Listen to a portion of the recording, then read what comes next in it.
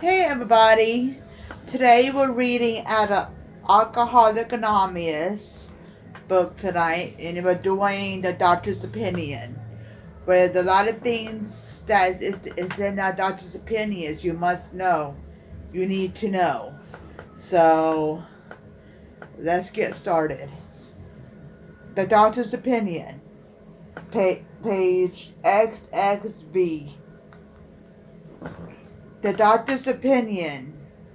We of Alcoholics Anonymous believe that the reader will be interested in the medical assessment of the plan of recovery described in this book. Convincing testimony must surely come from medical men who have had experience with the sufferings of other members and have witnessed our return to health. A well-known doctor, chef, physician, chief physician at a nationally paramount hospital specializing in alcoholic and drug addicts addiction gave, gave, gave alcoholic Anonymous this letter to whom it may concern. I have specialized in the treatment of alcoholism for years. In late 1934, I attended a patient who through he had been a competent businessman of carrying earning capacity, was an alcoholic of a type I had come to regard as hopeless. In the course of the treatment, he acquired certain ideas concerning a possible means of recovery. As part of his rehabilitation,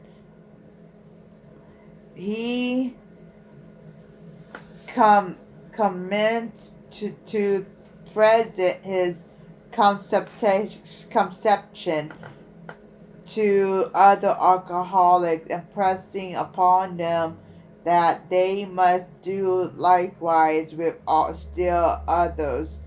This has become the basis of a rapidly growing fellowship of these men and their families. This man and over 100 others appear to have recovered. I personally know scores of cases who will of the type of whom other methods have failed completely. These facts appear to be of extreme medical importance because of the extraordinary possibilities of rapid growth. Inherent in this group, they may mark a new approach in the annals of alcoholism. These men may well have rapidly for thousands of such situations. You may realize you may rely absolutely on anything they say about themselves. Very truly yours, William D. Silkworth, M.D.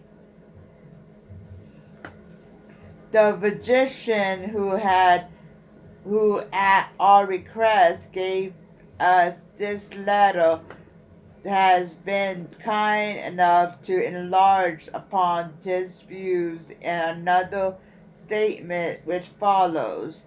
In this statement, he confirms what we who have suffered alcoholic torture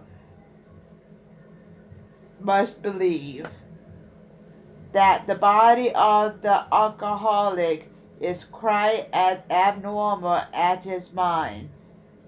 it did not satisfy us to be told that we could not control our drinking just because we were adjusted to life, that we were in full flight from reality, or real outright mental defectives. These things were true to some extent. In fact, to considerable content with some of us, but we are sure that our bodies were sickened as well. In our belief, any picture of the alcoholic which leaves out this physical factor is incomplete. The doctor theory that we have an allergy, that we're sick to all alcohol interests us, that we have an allergy of alcohol. It's just for people that is not alcoholic too. So maybe you could help somebody, was you listening to me, help somebody else who's dealing with alcohol. And somebody who's suffering with alcohol, this is for you. As laymen, our opinion as to its soundness may of course mean little, but as ex-problem drinkers, we can say that his explanation makes good sense. It explains many things for which we cannot otherwise account. Through we work out our solution on the spiritual as well as the alternate plane, we flavor hospitalization for the alcoholic who is very jittery or befogged. More often than not, it is impersonative that a man's brain be cleared, but before he is approached, as he has been a better chance of understanding and accepting what we have to offer. The doctor writes, the subject presented in this book seems to me to be of paramount importance that to those affected with alcoholic addiction. I say this after many years' experience as medical director of one of the oldest hospitals in the country treating alcoholic and drug addiction.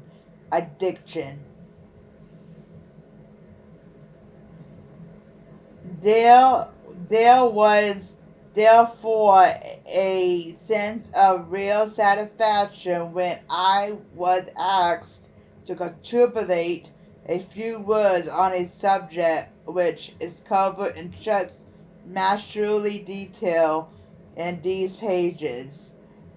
We doctors have realized for a long time that some form or more for psychology was of urgent importance to alcoholics, but its application presented difficulties beyond our conception.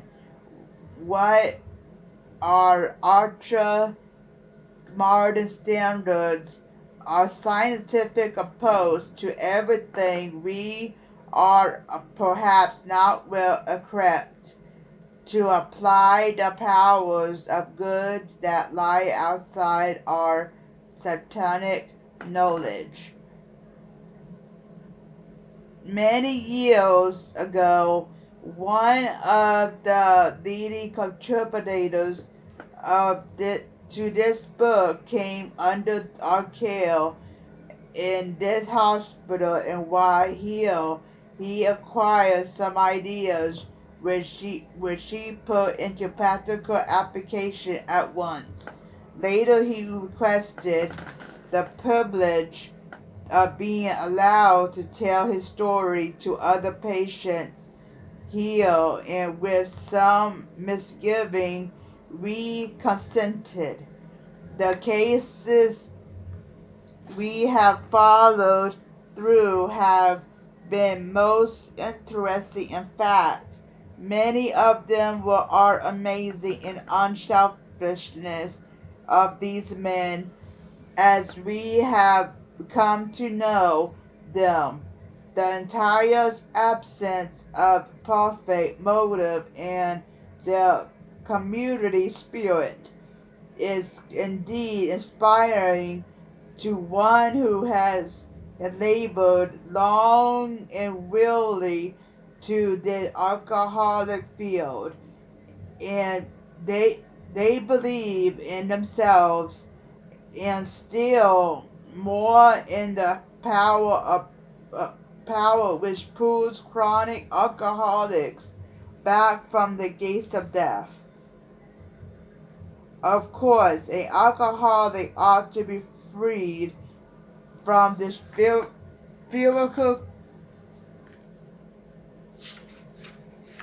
physical craving for liquor, and this often requires a definite hospital procedural.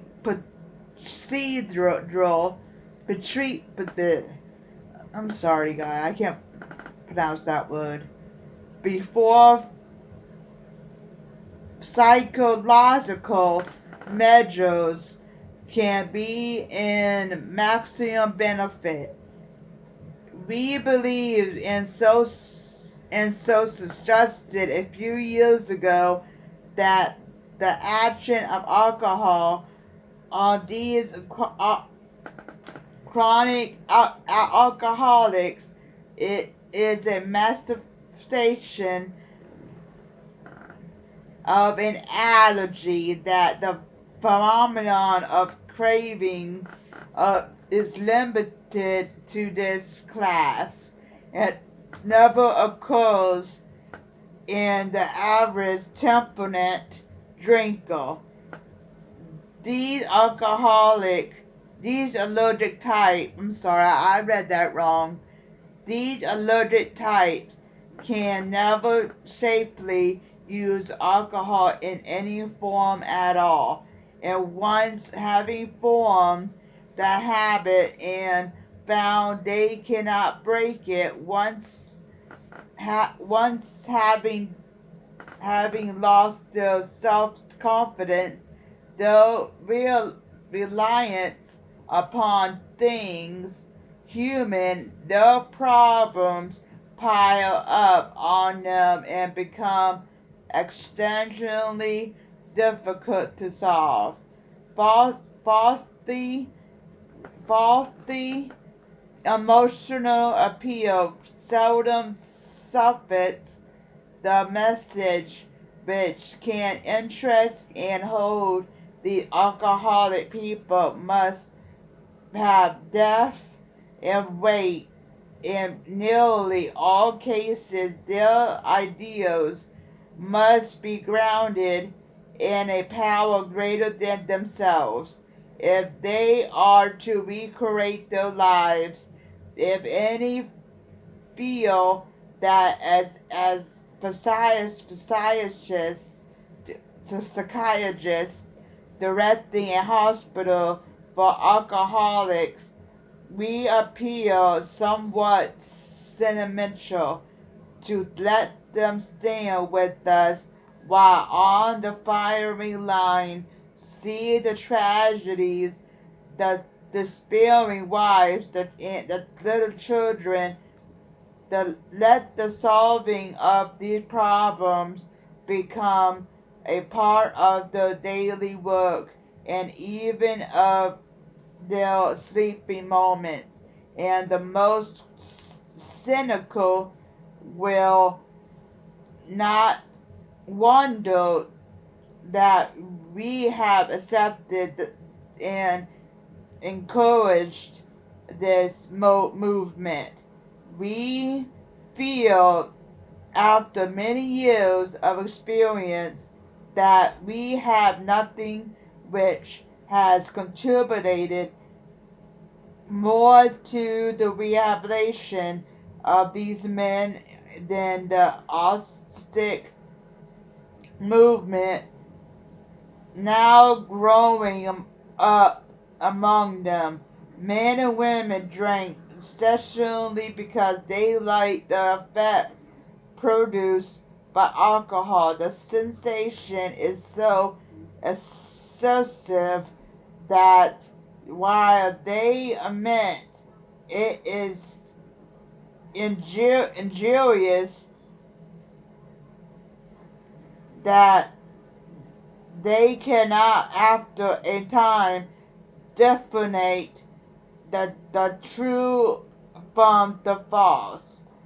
To them, their alcoholic life seems the only normal one. They are restless, irritated, and discontented unless they can again experience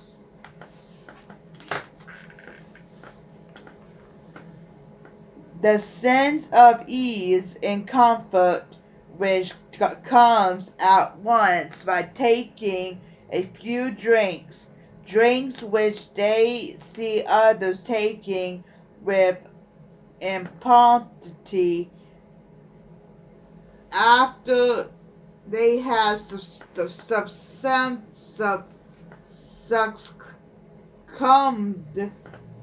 succumbed to the desire again, as so many do, and the phenomenon of craving develops. They pass through the well-known stages of a spree, emerging remorseful with a firm resolution not to drink again.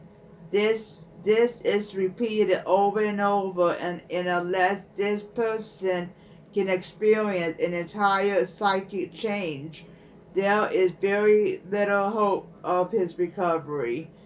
On the other hand, strange as this may seem to those who do not understand, once the psychic change has occurred, the very same person who seemed doomed, who had so many problems, he despaired of ever solving them, suddenly finds himself easily able to control his desire for alcohol. The only effort necessary bring the required follow a few simple rules.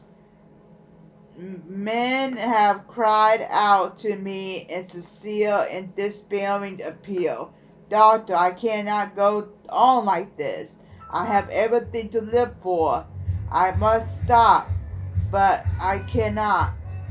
You must help me face with this problem." If the doctor is honest with himself, he must sometimes feel his own inadequacy.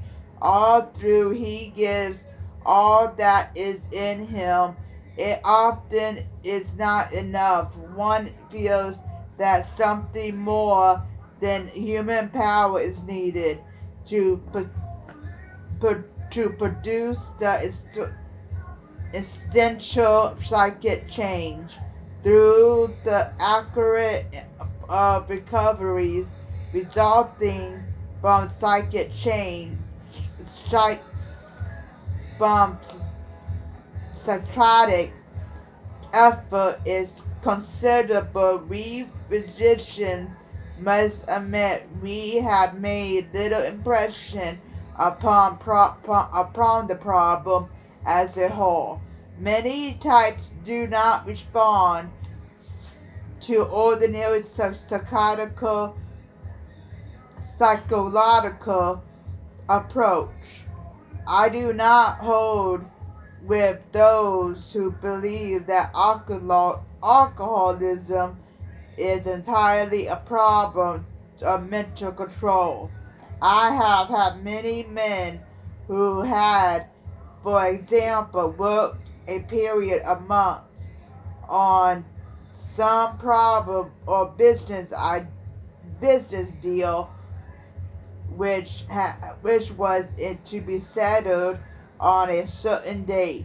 Favorably to them, they took a drink a day or so prior to the date, and then the phenomenon of craving at once become paramount to all other interests, so that the important appointment was not met.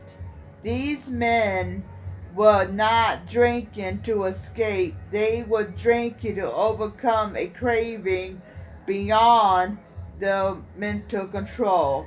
There are many situations which arise out of the phenomenon of craving, which cause men to make the supreme sacrifice rather than continue to fight. The classification of alcoholics seems most difficult, and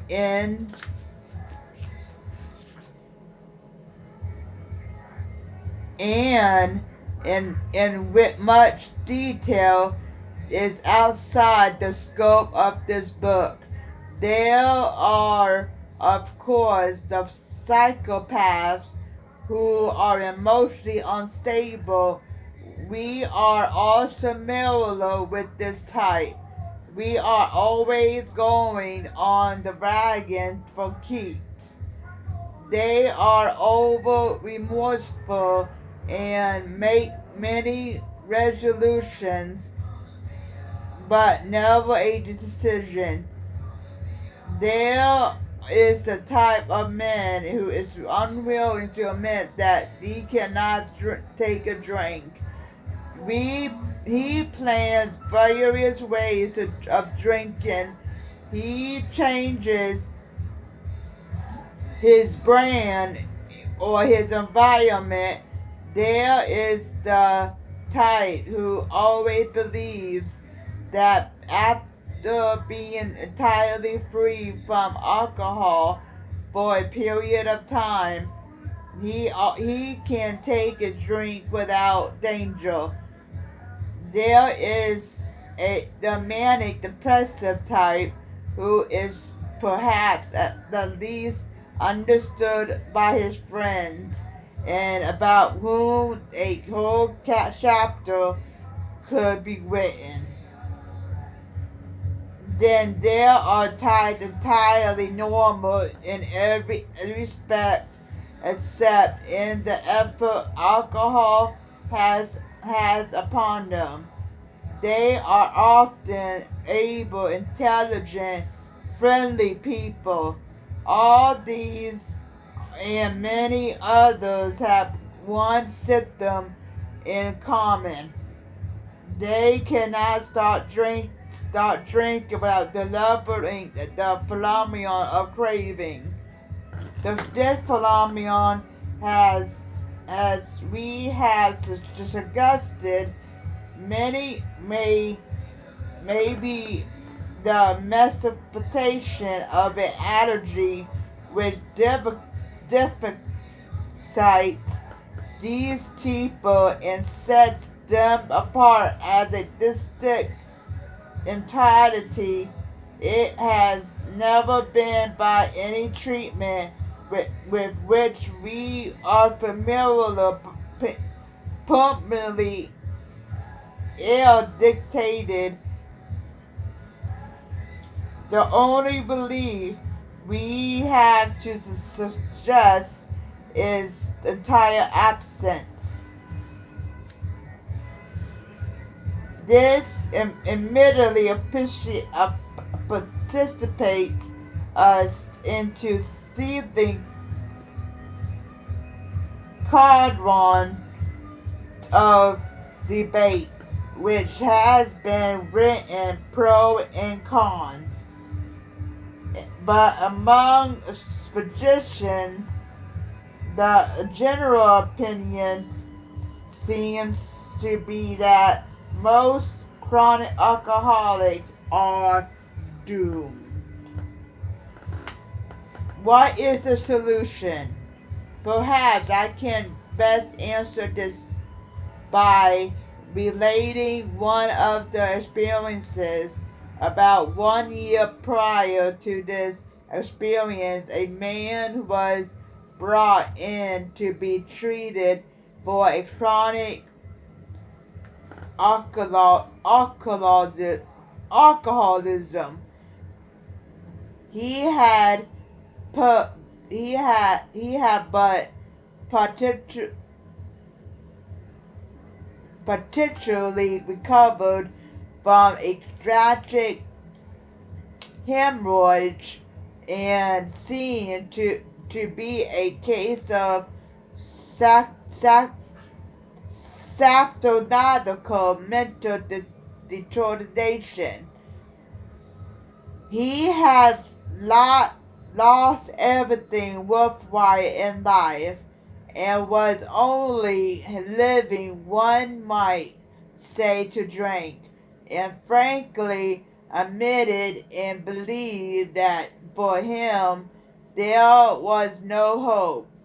Following the elimination of alcohol, there was found to be no permanent brain injury. He accepted the plan outlined in this book. 1 year later, he called to see me, and I experienced a very strange sensation. I knew the man by name and partly recognized his features, but there are resemblance ended. From a trembling, despairing, nervous wreck had emerged a man brimming over with self-reliance and contentment. I talked with him for some time, but was not able to bring myself to feel that I had known him before. To me, he was a stranger, and so he left me. A long time has passed with no return to alcohol. And when I need a mental uplift, I often think of another case brought in by a physician parliament in New York. The patient had made his own diagnosis and deciding his situation hopeless had hidden in a desolated barn, determined to die. He was rescued by a searching party and in desperate condition brought to me. Following his physical rehabilitation, he had talked with me in which he frankly stated he thought the treatment a waste of effort unless I could assure him with no one ever had in the future he would have the willpower to resist the impulse to drink. His alcoholic problem was so complex and his depression so great that he, but we felt his only hope would be through what we then called morphology, and we doubted if even that would have any effect. However, he did become sold on the ideas contained in this book. He has not had a drink for a great many years. I see him now and then. He is as fine a specimen of manhood as one could wish to meet. I honestly advise every alcoholic to read this book through and through. Perhaps he came to scoff, he may remain to pray. Dr. William D. Selkworth, M.D. Well, that's one of the chapters that go through step 1. So, thank you.